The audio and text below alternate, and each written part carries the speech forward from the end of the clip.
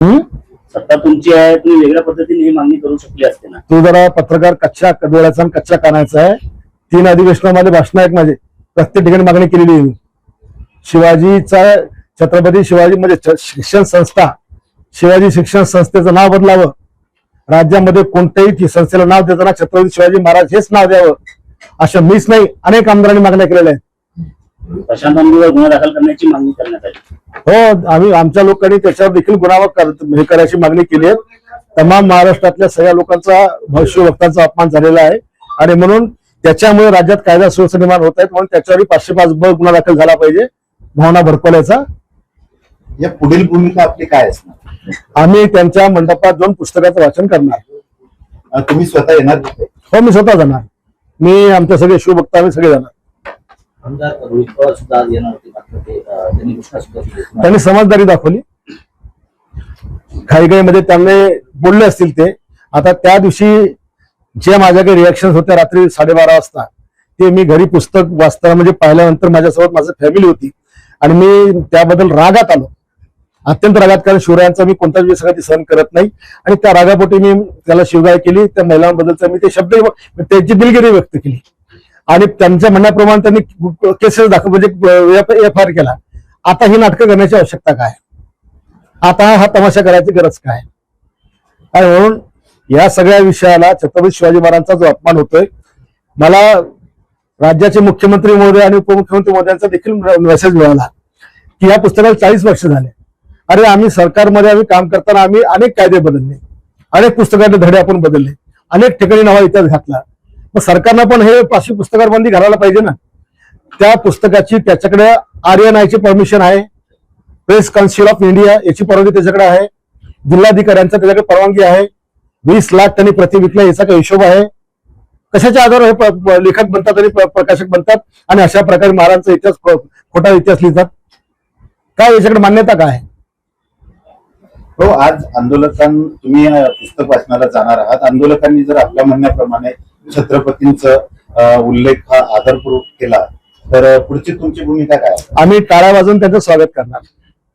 त्यांनी जर छत्रपती शिवाजी महाराज ज्या 300-400 ठिकाणी शिवाजी शिवाजी शिवाजी असं म्हटलंय, त्यांनी त्या प्रत्येक ठिकाणी छत्रपती शिवाजी महाराज म्हणावं. एका ठिकाणी तर त्यांनी औरंगजेब बादशाहजी म्हणलेलं आहे आणि इकडे शिवाजी म्हणलेलं आहे. म्हणजे यांना औरंगजेब बादशाहला रिस्पेक्ट करतात पण आमच्या राजांना रिस्पेक्ट करत नाही. बागेश्वर जे काही तथाकथित महाराज आहेत, बागेश्वर महाराजांनी छत्रपतींचा एक इतिहास सांगितला की जो वादग्रस्त ठरलाय आणि त्याच्यामुळे राज्यभरात वादंग निर्माण झाले. कसं फक्त बागेश्वर बाबांच्या ठिकाणी महाराष्ट्रात किंवा या देशात बागेश्वर बाबा असो का कोणी असो, छत्रपती शिवाजी महाराजांचा जो जो कोणी अपमान करेल त्या प्रत्येकावर कारवाई झाली पाहिजे. बाबासाहेबांचा अपमान करेल, महात्मा फुलेंचा करेल, ज्या ज्या महामानवांनी या राष्ट्राकरता आपलं रक्त वेचलं, आपला त्यांनी काय म्हणतो आपण घाम गाळला आणि या देशाला देशातल्या जनतेला सहारा देण्याचा प्रयत्न केला, प्रत्येक महामानवाचा जर कोणी अपमान करेल तर त्याला कायदेशीर शिक्षा झालीच पाहिजे. बागेश्वर बाबांबद्दल आपलं काय? जे मत इतरांबद्दल आहे तेच यांच्याबद्दल पाहिजे. म्हणजे त्यांच्याकरता काही वेगळा कायदा आमच्या भारतामध्ये आहे का? त्यांनी दिलगिरी व्यक्त केली, क्षमा मागितली. एकदा क्षमा याचना केल्यानंतर पुढे काही राहतच नाही. महाराष्ट्रामध्ये अशा महापुरुषांचा अपमान होताना आता हे एक टीम वर्कच या देशामध्ये छत्रपती शिवाजी महाराजांच्या कार्यकाळापासून काम करते. शिवाजी महाराजांचा इतिहास पाहिला, संभाजीराजांचा इतिहास पाहिला, पुढचा इतिहास पाहिला, ज्या पद्धतीनं सदैव महाराजांच्या परिवाराला विरोध झाला, अगदी संभाजीराजांच्या हत्येपर्यंत विचार जर केला तर प्रत्येक वेळेला महाराजांच्या परिवारासोबत हिंदुत्वासोबत हे सगळं घडलेलं आहे आणि ते अगदी महाराणा प्रतापांसोबत सुद्धा.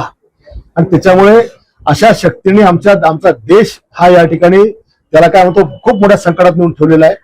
या देशावर जे परक्यांच्या जो सदैव आमच्या या आक्रमणाचा बडगा असतो, याला या लोकांच्या हिमतीमध्ये सगळं होत असतं आणि त्याच्यामुळं ही प्रवृत्ती ठेचल्या गेली पाहिजे. महापुरुषांचे असे अपमान होत आहे तर तुम्हाला वाटत नाही का कायदा यायला पाहिजे? महाराष्ट्रामध्ये ऑलरेडी कायदा आहे पण कडक अंमलबजावणी करण्याची आवश्यकता आहे आणि अशा पुस्तकावर बंदी घातली पाहिजे. शेवटी तुम्ही एका माणसाचा विचार करणार आहे का लाखो वाचकांचा म्हणजे लाखो शिवभक्तांचा विचार करणार आहे?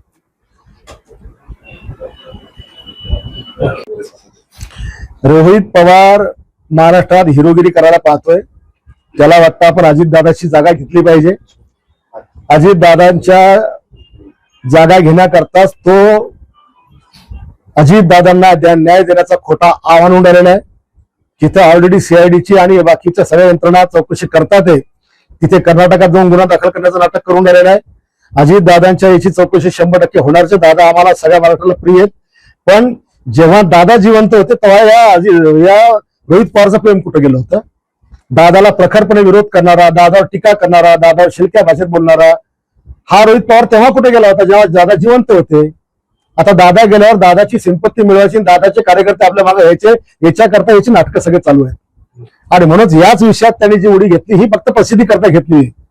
पण काल जेव्हा त्याने कदाचित त्याने पुस्तक वाचलं असावं, जो पुस्तक तो वाचला होता की त्या महाराजांचा कसा अपमान आहे, कदाचित त्याच्यामुळे तो आला असावा. मीरा भाईंदरमध्ये एक चाकू हल्ला झाला, धर्म विचारून चाकू हल्ला केला. तुझा धर्म कोणता आहे? योग्य वाटतं तुम्हाला धर्म?